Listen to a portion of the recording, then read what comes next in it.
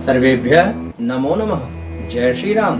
सज्जनों, आज हम पुष्पों के बारे में चर्चा कर रहे हैं। कई लोगों के आग्रह पर यह बात विशेष रूप से बताने की जरूरत भी पड़ गई है कि किस पुष्प को किस देवता को चढ़ाएं और उसको चढ़ाने का क्या फल है, इसकी चर्चा कर रहे हैं।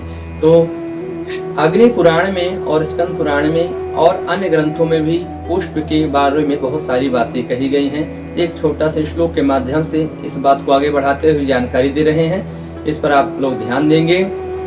न कुंद पुष्पम न तुलसी गणेशम हरिम धतूरे रवि नवेल्यम न दुर्वार्क पुष्पम तु अंबिकाया न केतकी पुष्पम शंखम जलम महेशम। भावार्थ ये है कि कुंद का फूल और तुलसी का दल गणेश जी को नहीं चढ़ाना चाहिए, इससे बुद्धि का विनाश होता है।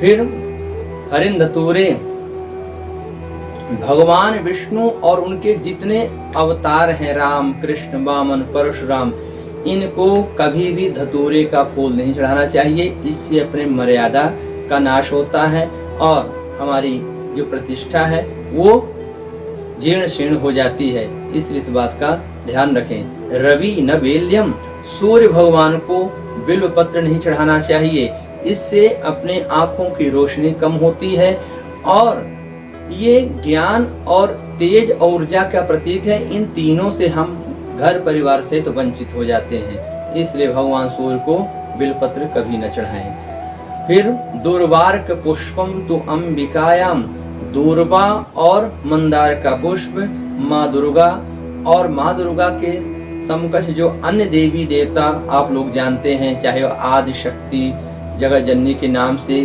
और उनके नाम विख्यात महाकाली, महालक्ष्मी, महासरस्वती, महागौरी और अन्य जो देवियां हैं, पीताम्बरा, चामुंडा, शारदा, तो इन सभी देवी को आप दूर्वा और मंदार का पुष्प चढ़ाने से बचें। ये मातृ शक्तियां हैं, ये जननी हैं। तो माँ लक्ष्मी धन की अधिष्ठात्री हैं, तो माँ सरस्वती विद्या की एक तरफ, माँ दुर्गा शक्ति की। हम इन तीनों से वंचित हो जाते हैं, इसलिए किसी भी देवी को दूर्वा और मंदार का पुष्प न चढ़ाएं, इनसे बचें और लोगों को भी जागृत करें। फिर केतकी पुष्पम, केतकी उसको केवड़ा भी बोलते हैं, इस पुष्प को शिव जी को ना चढ़ाएं। शिव जी वंश वृद्धि और पितृ ऋण से मुक्त करने वाले हैं, वंश की वृद्धि देते हैं और पितृ ऋण से मुक्त करते हैं, पितृदोष की शांति करते हैं।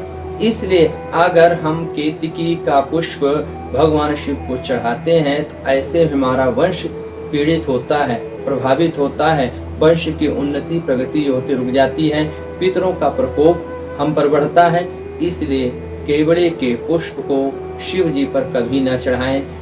साथ ही साथ अगर शिव जी को आप स्नान कराते हैं तो शंख में जल भर करके कभी उनको ऊपर न डालें, इससे अपनी मर्यादा तो जाती ही है, साथ में दरिद्रता दुर्भाग्य की वृद्धि होती है, हम कई पीढ़ियों तक दरिद्र हो जाते हैं।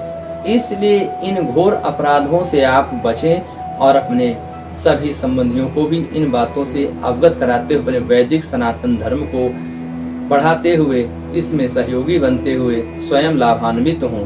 तो इन बातों के माध्यम से आप अपना घर में ही रह करके कल्याण कर सकते हैं, वैदिक नियमों का पालन भी कर सकते हैं और अन्य दैवी ऊर्जाओं को प्राप्त कर सकते हैं। अगले वीडियो में कुछ नई बातें लेकर के आएंगे। आपका जीवन मंगलमय हो, भगवान की कृपा सदा आप पर पूरे परिवार पर बनी रहे। जय श्री राम।